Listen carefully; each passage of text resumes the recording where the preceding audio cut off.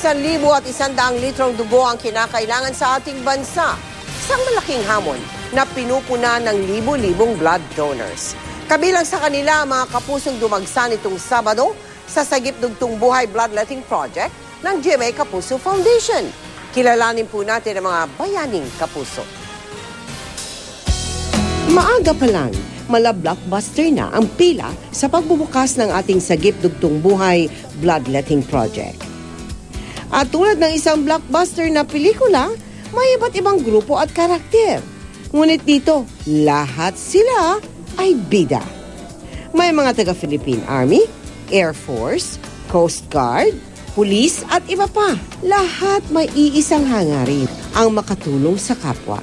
Dito sa pagbibigay ng dugo, kahit na wala kang pera, pwede kang tumulong sa kapwa mo sa pagbibigay ng dugo. Ang mag-asawang Aldrin at Marian, sabay pang nag-donate ng dugo. Si Marian, first time pa lang maging blood donor. Yung lola ko dati na kailangan ng dugo, naisip ko na mag-donate na lang din sa iba para makatulong.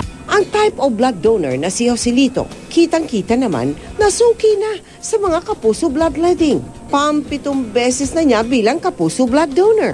Pero kanino nga ba nila iniaalay ang kanilang dugo? May para sa mga biktima ng dengue, sa mga batang may cancer, o sa mga naaksidente sa kalye. Para rin sa mga may sakit na leukemia, thalassemia, at anemia. At wala man akong pinansyal o anuman, at least sa pamamaraan ng pagdonate ng dugo, nakapagtulong ako sa kapwa. Saan man ito dumaloy, walang katumbas ang taus-puso ninyong pagtulong. Kaya maraming salamat, bayaning kapuso. Mahigit 1,700 blood bags ang nalikom sa Sagip Dugtong Buhay Bloodletting Project ng GMA Kapuso Foundation.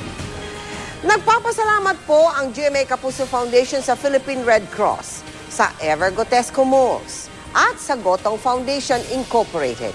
Gayon po sa lahat ng sponsors na naghandog ng libreng tubig at pagkain para sa ating mga blood donors. Salamat din sa Kapuso artists na nag-alay ng kanilang talento at sumuporta sa Bloodletting Project. Kabilang na ang blood donors mula sa iba't ibang grupo at individual na voluntaryong nagbigay ng kanilang dugo. Maraming salamat po, bayaning kapuso.